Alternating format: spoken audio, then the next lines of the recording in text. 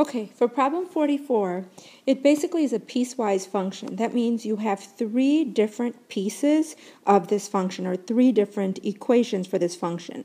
One of them I have in green, which is f of x is equal to negative 2x, and you're only allowed to use this rule for all values for x that are less than or equal to 1. The next one I have in red, f of x is equal to x plus 1. But again, you're only allowed to use this rule for x values that are between negative 1 and 3.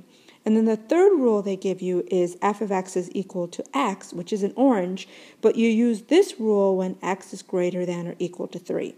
So the way to start this problem is basically to do each piece at a time.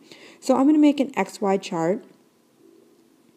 And I'm going to make it sort of long. It looks crazy, but it's for each. I'm going to use it for all three of my colors. So I'm going to start with the green one first.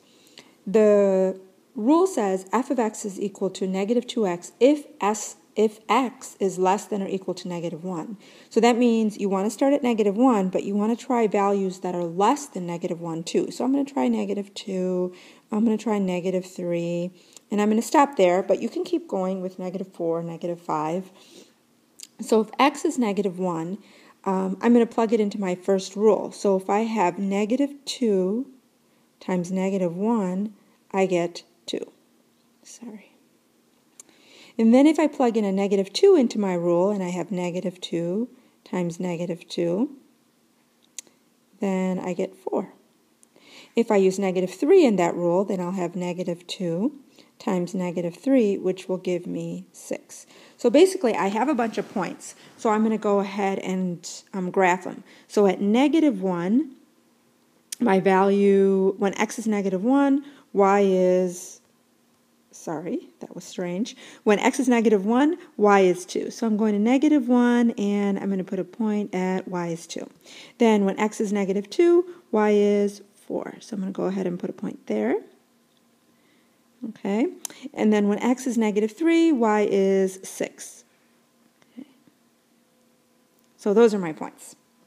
Now you can tell, as I try more and more negative x values, this is just going to get higher and higher. So I'm going to go ahead and connect those points, the line, and I'm going to draw an arrow because it keeps going. Okay.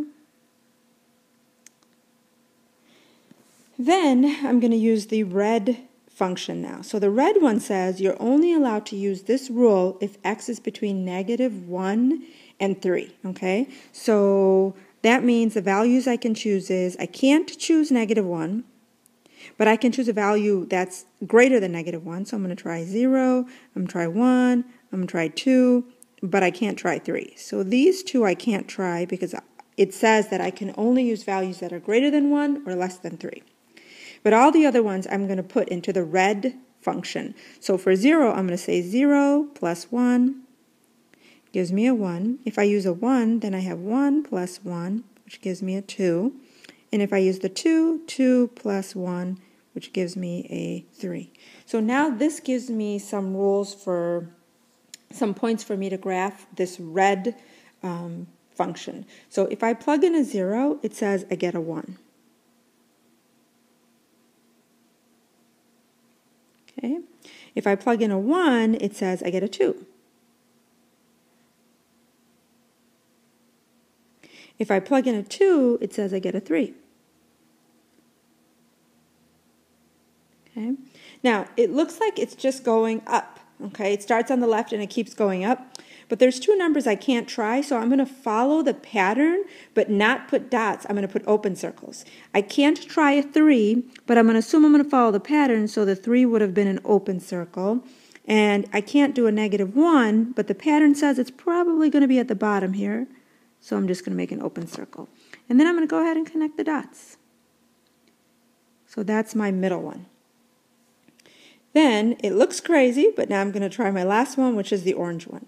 So the rule for the orange one says that x values have to be greater than or equal to 3. That means for x, I'm going to try 3. I'm going to try 4, try 5. I'm going to try 6 too. I mean, I can keep going. It's values that are greater than or equal to 3. So if I put a 3 in there, it says f of x is equal to just x. So if I put in a 3, that means I get out a 3. If I put in a 4, I get out a 4. If I put in a 5, I get out a 5. If I put in a 6, I get out a 6. So I'm going to go ahead and start graphing. So at 3, I get a 3. At 4, I get a 4. At 5, I get a 5.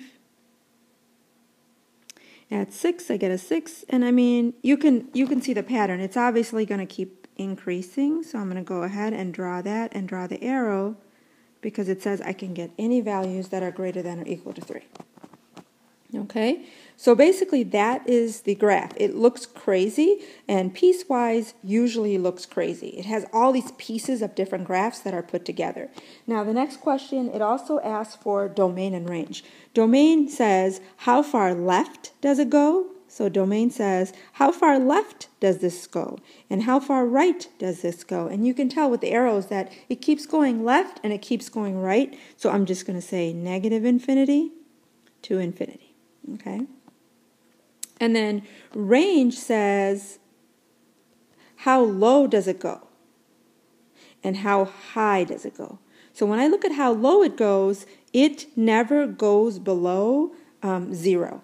If you notice, like the lowest it can go is 0. So that it starts down at 0 and then it just keeps going up. So I'm going to say it just goes up to infinity. Okay, so that's problem 44.